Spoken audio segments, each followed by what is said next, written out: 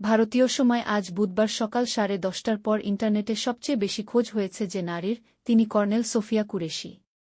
Operation সিঁদুর নিয়ে ভারতের সরকারি ব্রিফিংয়ে প্রতিরক্ষা বাহিনীর যে দুই নারী অংশ নেন, সোফিয়া কুরেশি তাদের একজন। অন্যজন উইং কমান্ডার ব্যমিকা সিং।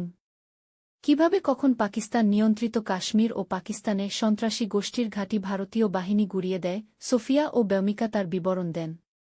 সেই থেকে সৃষ্টি কৌতূহলের। এই দুই নারীর পরিচয় জানতে আগ্রহ দেখা যায় সর্বত্র।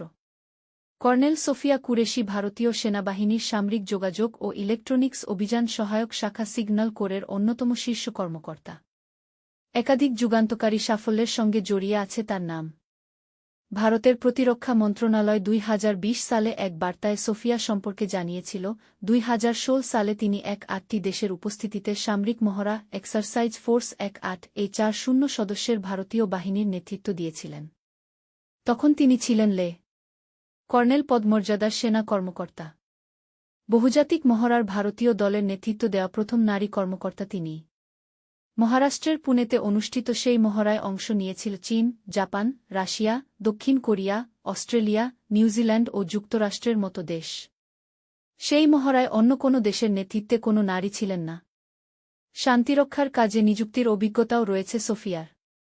2006 সালে কঙ্গোয় জাতিসংঘের শান্তিরক্ষা অভিযানে তিনি সামরিক পর্যবেক্ষকের দায়িত্ব পালন করেছিলেন।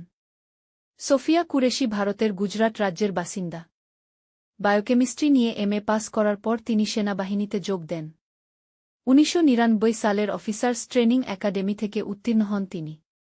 কাউন্টার ইনসার্জেন্সি সহ বহু অভিযানে অংশ নেওয়ার অভিজ্ঞতা রয়েছে তার। ভারতীয় সেনাবাহিনীর সঙ্গে সোফিয়ার পরিবারের সম্পর্ক বহুদিনের। সোফিয়ার দাদা ও বাবা দুজনেই সেনাবাহিনীর সদস্য ছিলেন। সোফিয়ার স্বামীও সেনা কর্মকর্তা। তিনি ভারতীয় সেনাবাহিনীর মেকানাইজড ইনফ্যান্ট্রি অফিসার।